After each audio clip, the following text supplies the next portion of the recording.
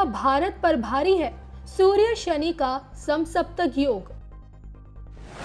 17 जुलाई से पहले क्या चरम पर होगा कोरोना का प्रकोप? समूची दुनिया को आखिर कब मिलेगी कोरोना वायरस से मुक्ति? देखिए समसप्तक योग से जुड़ी वैश्विक महामारी पर आचार्य मयंक शर्मा जी की भविष्यवाणी, वो भी सिर्फ धर्म ज्ञान पर। नमस्कार, धर्म ज्ञान में एक बार फिर आप सभी का स्वागत है। हमेशा की तरह मैं हूं आपके साथ कविता राणा और मेरे साथ मौजूद है जाने माने ज्योतिषाचार्य मयंक शर्मा जी।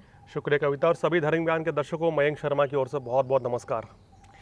तो 16 जुलाई को सूर्य देव का राशि परिवर्तन हुआ, वो मिथुन से उन्होंने कर्क राशि में प्रवेश किया, जिसके चलते शनि संग उनके समसप्तक योग का निर्माण हुआ और इसकी जो अवधि है ये आने वाले 16 अगस्त तक रहेगी।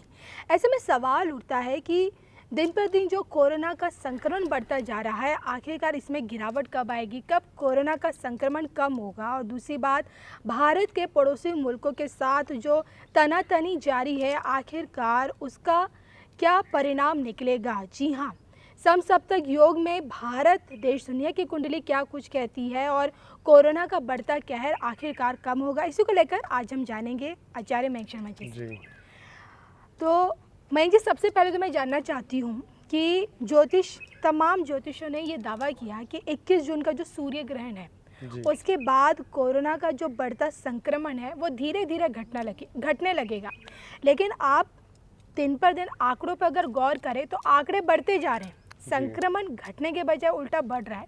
तो जब सूर्य और शनि का जब ये समसप्तक योग चल ही रहा है, क्या लगता है इस दौरान कोरोना का जो कहर है वो चरम पर रहेगा या फिर कहीं आपको दिखती है कि गिरावट नजर आएगी? देखिए कविता, सबसे पहले बता रहे हैं कि सूर्य और शनि का समसप्तक योग जो है ये इस समय 16 जुलाई की शाम को ये लग चुका है।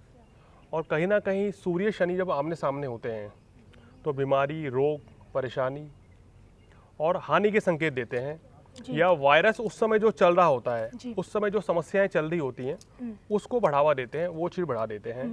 हालांकि इसमें कोई दो राय नहीं है कि 21 जून का जो सूर्य ग्रहण था उसके बाद स्वाभाविक रूप से ये कहीं ना कहीं कोरोना वायरस का असर कम होना है और हुआ भी है। मैं आपको एक उदाहरण देता हूँ कि पिछले वर्ष अगर आपको याद है कि हमने जो रिकॉर्डिंग भी करी थी, 26 दिसंबर को जो सूर्य ग्रहण पड़ा था, तो कहते हैं कि जब कोई बड़ा सूर्य ग्रहण पड़ता है तो उसका असर 6 महीने तक रहता है और 6 महीने के बाद उस सूर्य ग्रहण का असर जो है धीरे धीरे कम होने लगता है।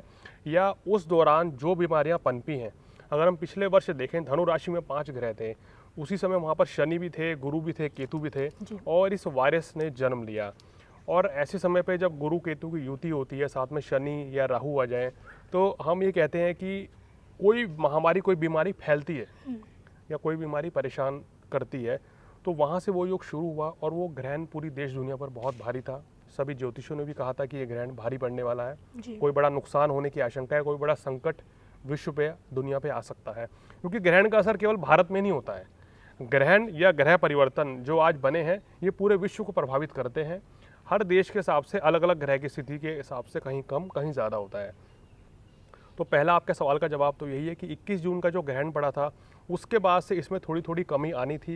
अगर आप एक चीज़ देखें, रिकवरी रेट तेजी से बढ़ रही है। हाँ, इसमें कोई शक अगर मैं आज बता दूं कि 10,30,000 अगर इस समय टोटल कोरोना संक्रमित लोग थे, उसमें समझने वाली बात है कि 60% से ऊपर रिकवरी रेट इस समय चल रहा है। और इसी चीज़ ने सबको राहत दे रखी है। क्योंकि डरने वाली बात ये नहीं है, लोग अक्सर ये भी देख रहे हैं कि 10 लाख लोगों को कोरोना हो गया है, लेकिन समझने वाली बात यह है कि 60% लोग इनमें से ठीक भी हो गए हैं। तो 6 लाख लोगों को कोरोना ठीक भी हुआ है, ये बात समझने वाली है। तो कहीं ना कहीं रिकवरी रेट अगर कम रहती तो हम ये कहते हैं कि ग्रह नक्षत्रों का प्रभाव कम पड़ा है, लेकिन रिकवरी रेट सही जा रही है, तो कहीं ना कहीं चीज़ें बेहतर हुई हैं। अन्यथा तो कविता ये हो सकता था कि आज जो केस 10 लाख हैं वो इससे ज़्यादा भी हो सकते थे और रिकवरी रेट 20 या 25% ही रह पाती। लेकिन रिकवरी रेट बढ़ी है, इसका मतलब ये है कि घरों का असर हुआ है, ये इस बात की पुष्टि हुई है। ये एक ऐसा वायरस है कि जो कि तेज़ी से फैल रहा है, और अब तो साइंटिस्ट ने कहा है कि हवा में ये वायरस फैल रहा है। हम लोग पहले से भी, हमारे ज्योतिष सम्मेलन में ज्योतिषियों की चर्चा हुई है ज्योतिष पहले से कह रहा था कि ये वायरस जो है हवा में भी फैलेगा, लेकिन इस मामले में साइंस इसको नकार रहा था और अब उन्होंने बोल भी दिया है डॉक्टर्स ने कि अब ये वायरस हवा में फैल रहा है। तो जब भी इस तरह के वायरस, या इससे पहले अगर आपको याद हो कुछ साल पहले स्वाइन फ्लू भी इस तरह से आया था, लेकिन वो इतना ज़्यादा प्रभाव नहीं था, तो वो भी वायरस हवा में फैल रहा था। तो कहना चाहिए जब वायरस, ये इस तरह के वायरस हैं, जब ये फैलते हैं तो बहुत ज़्यादा संख्या में फैल जाते हैं, तो वो तो स्वभाव इसका एक असर है। जब तक मैं अभी आपको वो डेट भी बताऊंगा कि कब के बाद ये वायरस और भी कम हो जाएगा। तो वायरस तो फैलेगा, लेकिन रिकवरी रेट बहुत ज़्यादा है। यही ग्रह नक्षत्रों का फर्क है कि ग्रह नक्षत्र कामयाबी दिला रहे हैं इस मामले में कि 21 जून के बाद प्रभाव भी पड़ा है। और लेकिन ये जो महीना रहेगा, सूर्य शनि का समसप्तक योग कहीं ना कहीं ये बीमारी देश में ज़्यादा बढ़ाएगा, हमारे देश में। क्यों बढ़ाएगा? क्योंकि हमारे देश का वृषभ लगन और कर्क राशि है, और कर्क राशि में सूर्य आ गए हैं और शनि देख रहे हैं। तो जिनका कर्क लगन है, कर्क राशि है, मकर लगन, मकर राशि, थोड़ा सा इस एक महीने सावधान रहना पड़ेगा। बीमारी, महामारी फैल सकती है। हमने धर्म ज्ञान पे अपने वीडियो पर ये भी बताया है कविता, 2-3 महीने पहले ही हमने भविष्यवाणी कर दी थी अप्रैल में। दर्शक जानते हैं, बताते भी हैं फ़ोन करके कि आचार्य जी आपने ये कहा था कि और भी महामारी फैल सकती है, कोरोना ही नहीं, हैजा या फिर टाइफाइड, मलेरिया या मच्छर से कोई बीमारी फैलेगी। ये हमने इस तरह की पहले भविष्यवाणी करी है। और अगर आप वैज्ञानिकों की राय लें तो वो भी ये कह रहे हैं, डॉक्टर्स भी कह रहे हैं कि और भी महामारी इस बार फैल सकती है। तो ये बात यानी कि उनकी तरफ से भी आई है कि कोरोना नहीं, और भी बीमारी को लेकर हमें सावधानी बरतनी चाहिए। तो कहीं ना कहीं ग्रह नक्षत्रों का प्रभाव से कहने का मतलब है कि हम बहुत पहले ही जान लेते हैं कि क्या कुछ भविष्य में कौन सी आने वाले समय में विपत्ति आने वाली है या बीमारी इस समय कब बढ़ सकती है। तो 17 अगस्त तक सभी को सावधान रहने की ज़रूरत है, सभी राशियों को। और कुछ राशियों को विशेषकर सावधान रहने की ज़रूरत है जिनके ऊपर कोरोना या इस तरह की कोई और महामारी, बीमारी ज़्यादा फैल सकती है। चलिए मिंग जी, ये तो आपसे समझा कि जो ये शनि और सूर्य का एक साथ जो समसप्तक योग बन रहा है, इसमें कोरोना का जो प्रभाव है, जो इसका जो संक्रमण है, वो भी चरम पर रहेगा, जारी रहेगा। लेकिन अब मैं ये जानना चाहती हूँ कि भारत के जो पड़ोसी मुल्क हैं, खासतौर पे बात करें हम चीन की, नेपाल की, पाकिस्तान के साथ तो हमेशा तल्खी जारी रहती है। तो शनि सूर्य के समसप्तक योग में पड़ोसी मुल्कों के साथ भारत की जो तनातनी जारी है, आखिरकार ये कम होगी या क्या लगता है आपको, रिश्तों में और कड़वाहट दिखेगी? देखिए, ये जो महीना रहेगा इसमें आपको तल्खी और बढ़ती हुई दिखाई देगी। पड़ोसी मुल्क, जो कोई भी मुल्क हो, देखिए अब सिर्फ पाकिस्तान ही नहीं रहा है, कोई भी मुल्क अगर बॉर्डर पर कोई भी कार्रवाई करता है, और ऐसी आशंका जाहिर हमने पहले भी की है, अप्रैल से करते आ रहे हैं कि कोई भी पड़ोसी मुल्क भारत के खिलाफ षड्यंत्र रच सकता है जी। चाहे वो कोई भी पड़ोसी मुल्क हो, उसको गंभीर नतीजा भुगतना पड़ेगा, उसको नुकसान उठाना पड़ेगा। और इस समय कोई ना कोई ऐसे पड़ोसी मुल्क, कोई आतंकवादी हमला इस समय के दौरान, या कोई बॉर्डर पर कोई हमला इस तरह का आपको देखने को मिलेगा, घुसपैठ देखने को मिलेगी इस समय पे। क्योंकि सूर्य शनि ये महीना, हम अपने पहले भी वीडियो में कह चुके हैं कि भारत देश के लिए सेहत के लिहाज से, बीमारी के लिहाज से, सुरक्षा के लिहाज से ठीक नहीं है। सुरक्षा एजेंसियों को, सरकार को थोड़ा और अलर्ट होने की ज़रूरत है इस समय। वो पहले से बहुत अलर्ट हैं, बहुत अच्छी तरीके से अपना काम कर रही हैं सुरक्षा एजेंसियां, सेना हमारी बहुत अच्छी तरीके से काम कर रही है। लेकिन ये समय थोड़ा सा एक महीना और ज़्यादा सचेत रहने का, अलर्ट रहने का है। अन्यथा कोई बड़ा हमला या बड़ा गंभीर घटना 17 अगस्त तक हो सकती है।